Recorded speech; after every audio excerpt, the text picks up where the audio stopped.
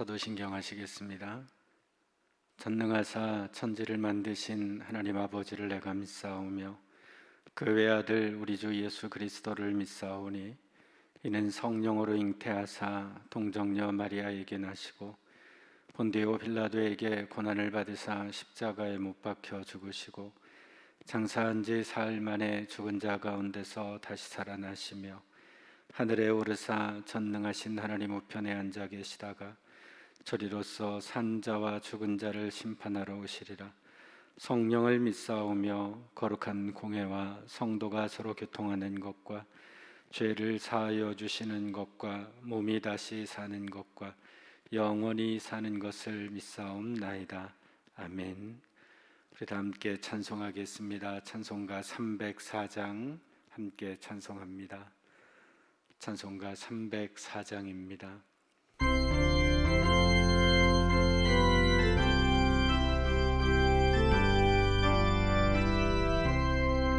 그 크신 하나님의 사랑 말로 다 영영 못하네. 저 높고 높은 별을 넘어 이 낮고 낮은 땅 위에 죄범한 영혼 구하려 그 아들 보내사 화목제물 삼으시고 죄 용서하셨네. 하나님 크신 사랑은 측량 다 못하네. 영원히 변치 않는 사랑 성도여 찬양하세. 괴로운 시절 지나가고 땅 위에 영화세할 때 주 믿지 않던 영혼들은 큰 소리 외쳐 울어도 주 믿는 성도들에게 큰 사랑 베푸사 우리의 죄 사했으니 그네 잊을까. 하나님 크신 사랑은 측량 다 못하네. 영원히 변치 않는 사랑 성도여 찬양하세. 하늘을 두루마리 삼고 바다를 먹물 삼아도 한없는 하나님의 사랑 다 기록할 수 없겠네. 하나님의 크신 사랑 그 어찌 닿았을까. 천을 높이 쌓아도 채우지 못하리. 하나님 크신 사랑은 측량 다 못하네. 영원히 변치 않는 사랑 성도여 찬양하세. 아멘. 하나님 말씀 여호수아 24장 14절로 18절 말씀입니다.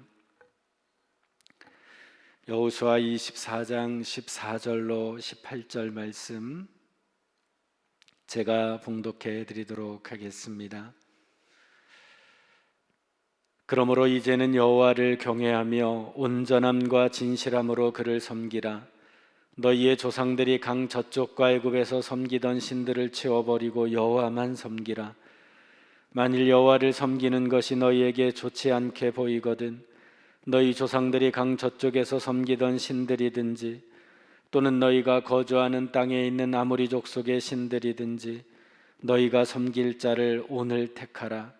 오직 나와 내 집은 여호와를 섬기겠노라 하니 백성이 대답하여 이르되 우리가 결단코 여호와를 버리고 다른 신들을 섬기기를 하지 아니하오리니 이는 우리 하나님 여호와께서 친히 우리와 우리 조상들을 인도하여 애굽 땅 종되었던 집에서 올라오게 하시고 우리 목전에서 그 큰 이적들을 행하시고 우리가 행한 모든 길과 우리가 지나온 모든 백성들 중에서 우리를 보호하셨음이며 여호와께서 또 모든 백성들과 이 땅에 거주하던 아모리 족속을 우리 앞에서 쫓아내셨음이라. 그러므로 우리도 여호와를 섬기리니 그는 우리 하나님이심이니이다 하니라. 아멘. 추석날 아침 이 새벽에 사랑하는 우리 성도들의 모든 가정과 또 삶에 하나님의 풍성한 은혜가 가득하기를 주님의 이름으로 축복합니다. 추석날 식구들과 함께 행복하고 기쁜 시간들 되기를 또한 기원합니다. 오늘 우리가 읽은 이 본문은 모세의 뒤를 이어서 이스라엘의 지도자가 되었던 여호수아의 유언의 말씀이죠. 사실 여호수아의 유언은 23장부터 그 첫머리부터 시작이 되는데 오늘 우리가 읽은 사실은 24장 15절의 말씀이 그 절정을 이룬다라고 볼 수 있습니다. 여호수아가 죽음을 앞두고 이스라엘의 12지파 모든 백성들에게 세겜에 모이라 말하고 이제 그곳에서 유언을 합니다. 사실 이제 여호수아는 더 이상의 괴로움과 슬픔과 고통이 없는 하늘나라로 가게 되죠. 어쩌면 여호수아는 자신의 달려갈 길을 다 가고 이제는 하나님 품 안으로 들어가는 그 시간만을 남기고 있어서 개인적으로는 굉장히 홀가분한지도 모르겠습니다. 하지만 자기가 인도했던 이스라엘 백성들을 바라봤을 때 또 한편으로는 걱정거리가 한두 가지가 아니었습니다. 무엇보다도 자기의 뒤를 이어서 이스라엘을 잘 이끌 지도자가 있었으면 좋았을 텐데 그런 지도자를 세우지 못하고 떠나는 것이 무엇보다 안타까웠고요. 그러나 그거보다 더 걱정이었던 것은 뭐냐면 이후의 백성들이 정말 하나님을 잘 섬길까? 지도자인 자신이 떠나도 여호와 하나님 한 분만을 경배하고 그분을 가장 존귀한 분으로 예배할까? 그 점이 사실은 여호수아의 걱정거리였습니다. 뭔지 모르게 불안감이 여호수아를 사로잡았을 수도 있었습니다. 왜냐하면 여호수아는 그동안의 이스라엘의 역사에 대해서 잘 알고 있었기 때문이죠. 자신들의 믿음의 선조들을 봐도 그렇고 또 자기가 지금 이곳 가나안 땅까지 이스라엘 백성들을 인도해 오면서 겪었던 백성들의 모습을 봐도 그는 너무나 잘 알고 있었습니다. 그동안의 이스라엘의 목표는 말 그대로 하나님의 약속의 땅, 그 가나안에 가야 한다라고 하는 목표가 있었죠. 이곳까지 올 때 그 40년의 험난한 여정들, 다른 것들을 생각할 여유가 없었습니다. 그리고 가나안에 들어와서도 거기에 살고 있는 족속들을 몰아내느라 힘겨운 싸움을 다 해야 했습니다. 이 모든 것들이 끝나고 이제는 각 족속별로 땅을 분배받았죠. 말 그대로 평화의 시대가 온 것입니다. 그런데 사실은 이스라엘 백성들에게는 아직도 할 일이 남아 있었습니다. 가나안 족속을 몰아낸 것은 맞는데 완전하게 몰아내지는 못했습니다. 말 그대로 이 가나안의 서쪽 지중해 연안을 끼고 있는 이 해변 쪽에 약간의 족속들이 남아 있었죠. 그들까지 몰아내야만이 그들은 하나님이 약속하신 가나안 땅을 온전하게 그렇게 이제 그들이 정복하고 살아갈 수 있게 되었던 것이죠. 근데 이스라엘 백성들을 보니까 그들의 마음에 이젠 됐어, 이 정도면 충분해 라고 하는 그런 생각을 하고 있었던 것 같습니다. 이제는 그만해야지, 나머지 해봐야 별것 아닌데 그냥 내버려 두자, 다른 생각을 품기 시작했다라고 하는 겁니다. 때로 우리들도 그렇죠. 힘들고 어려울 때 하나님을 섬기고 하나님을 의지하고 기도도 열심히 하고 예배도 빠지지 않고 봉사도 열심히 합니다. 그런데 우리가 모든 것들이 평안해지고 모든 것들이 잘 이루어졌을 때, 그때부터는 우리의 신앙도 흐트러지기 시작하는 경우들이 너무나 많이 있다라고 하는 사실입니다. 430년의 종살이, 40년이 넘는 시간 동안의 광야 생활, 그래서 그들은 광야에서 이제 가나안 땅까지 잘 왔습니다. 그러면 그들이 이제 해야 될 일이 무엇일까요? 하나입니다. 바로 그것은 하나님을 기쁘시게 해드리는 일이고요, 하나님께 온전히 예배하고 하나님이 하신 일들을 많은 사람들에게 알리며 살아가야 됩니다. 아직 정복하지 못한 나머지 땅들도 정복해야 됩니다. 그런데 여호수아의 눈에 비친 그들의 모습은, 몇몇의 사람들은 가나안 사람들이 섬기던 그 신들에게 그들이 시선을 돌리고 이방 사람들의 풍습을 따라 그것을 좋게 여기고 따라가기 시작했습니다. 물론 지금 여호수아의 예언을 듣는 더 많은 사람들은 이 당시에는 그렇지 않았죠. 그러나 여호수아는 분명히 해두고 싶었습니다.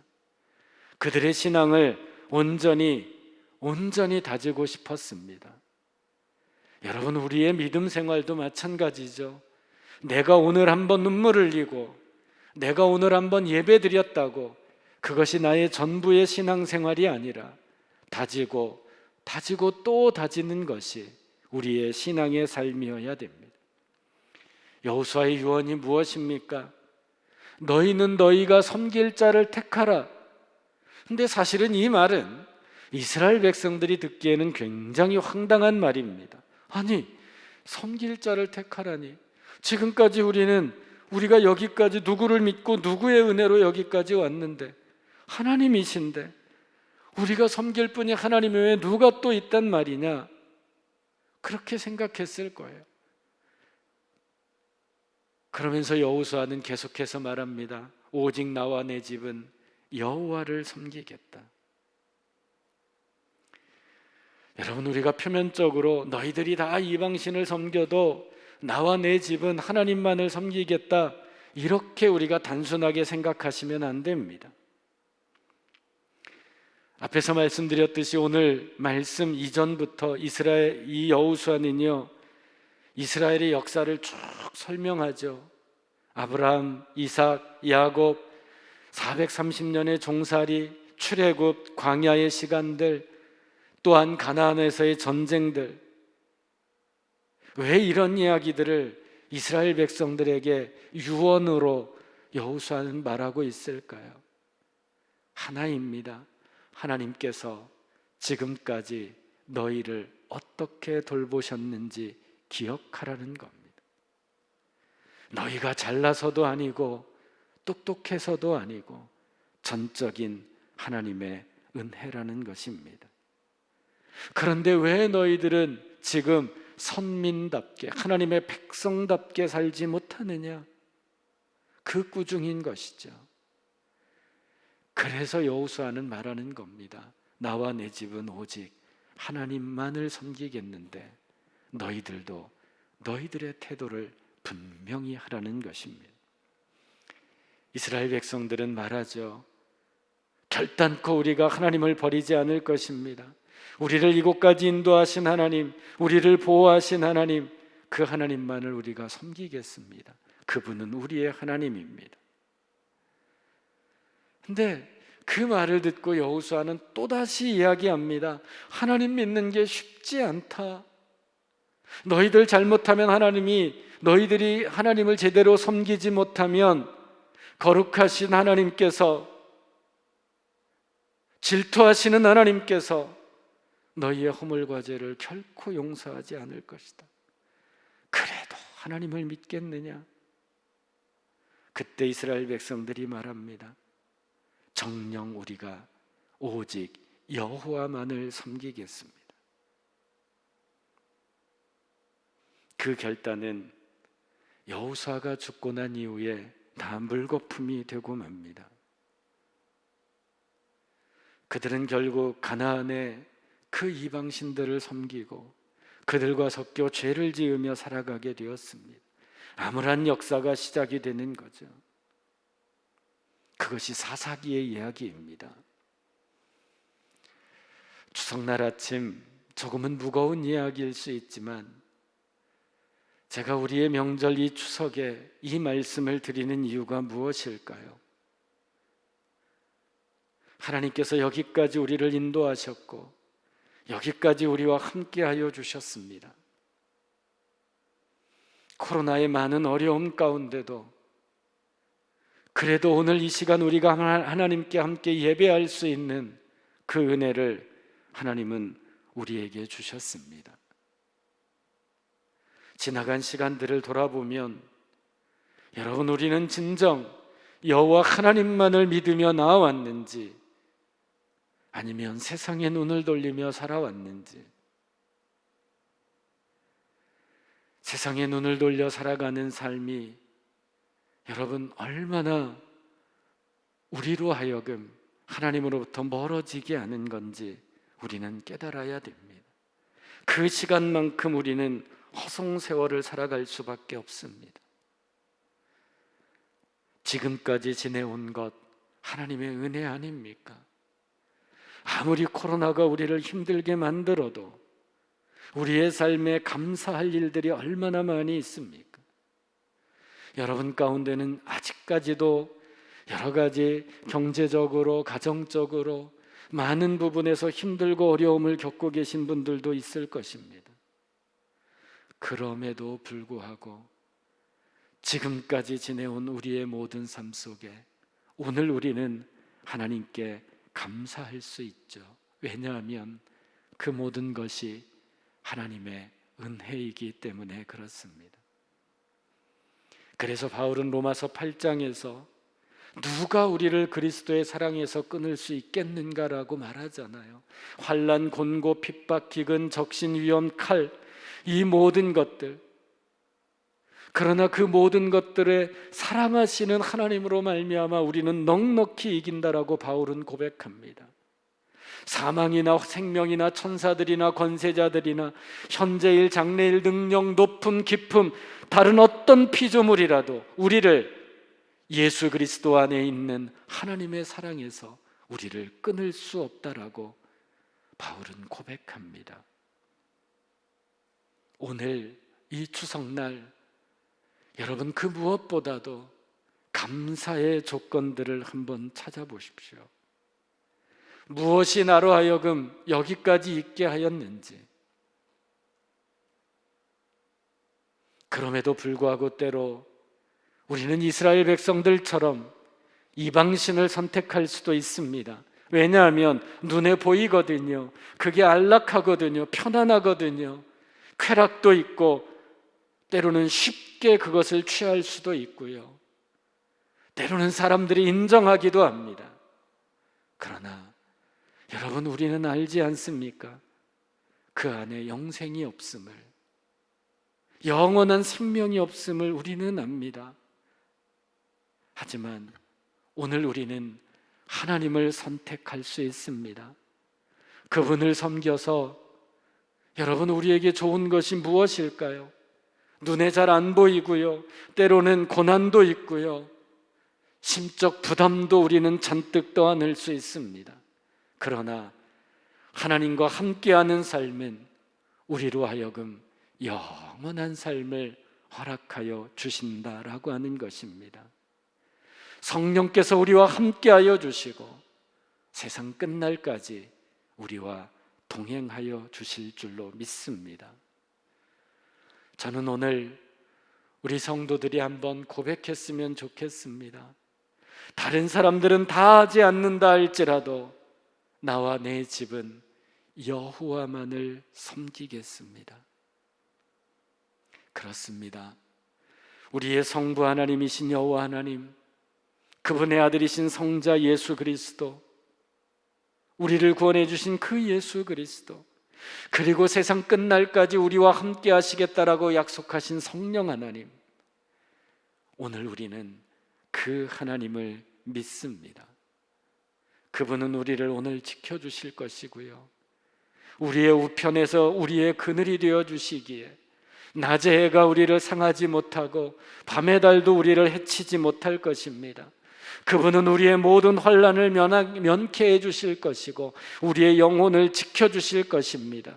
그분만이 우리의 출입을 지금부터 영원까지 지켜주실 것입니다. 그렇게 우리에게 좋으신 하나님이십니다. 그래서 우리는 고백합니다. 나와 내 집은 하나님만을 섬기겠습니다. 오늘 이 추석 가족들과 함께 이 고백이 여러분의 그 가정과 여러분의 삶 가운데 풍성하게 임하기를 주님의 이름으로 축원합니다. 기도하겠습니다. 거룩하신 아버지 하나님, 오늘 여호수아의 고백이 우리의 고백이게 하옵소서. 다른 어떤 사람들은 다 세상의 쾌락과 세상의 즐거움을 따라 나아간다 할지라도 오늘 우리는 오늘 우리 집은 오직 하나님만을 섬기겠다라고 하는 고백이 우리의 삶에 임하게 하옵소서. 거룩하신 하나님, 그리고 신실하신 하나님, 하나님의 약속을 믿고 영원히 우리와 함께 하시겠다 약속하신 그 말씀을 붙잡고 이 땅에서 승리하게 하옵소서. 자비하신 하나님, 오늘은 추석입니다. 하나님, 코로나로 인하여 때로는 태풍으로 인하여 힘들고 어려운 시간들을 지내왔지만 그럼에도 불구하고 우리의 삶에 여기까지 인도하신 하나님께 감사를 드립니다. 오늘 이 추석 아침 가족들과 함께 예배하며 하나님께 감사하고 정말 모든 식구들과 기쁨으로 함께 교제할 수 있는 사랑의 시간들이 되게 하여 주옵소서. 우리 성도들 또 고향에 오고 가는 모든 발걸음들 안전하게 하여 주시고 행복하고 기쁜 시간으로 하나님 이끌어 주시옵소서. 행복한 추석이지만 여러 가지 힘들고 어려운 일 당하고 육신의 질병으로 고통당하는 우리 모든 성도들 하나님 치유하시고 보호하시고 회복시켜 주시옵소서. 오늘 이 하루의 모든 삶을 하나님께서 온전히 인도하여 주실 줄 믿습니다. 예수님의 이름으로 기도하옵나이다. 아멘. 주기도합니다. 하늘에 계신 우리 아버지여, 이름이 거룩히 여김을 받으시오며 나라가 임하시오며 뜻이 하늘에서 이루어진 것 같이 땅에서도 이루어지이다. 오늘 우리에게 일용할 양식을 주시옵고 우리가 우리에게 죄 지은 자를 사하여 준 것 같이 우리 죄를 사하여 주시옵고 우리를 시험에 들게 하지 마시옵고 다만 악에서 구하시옵소서. 나라와 권세와 영광이 아버지께 영원히 있사옵나이다. 아멘. 이 시간 우리 함께 기도합니다. 주여, 거룩하신 아버지 하나님, 언제나 하나님께서 함께 하시고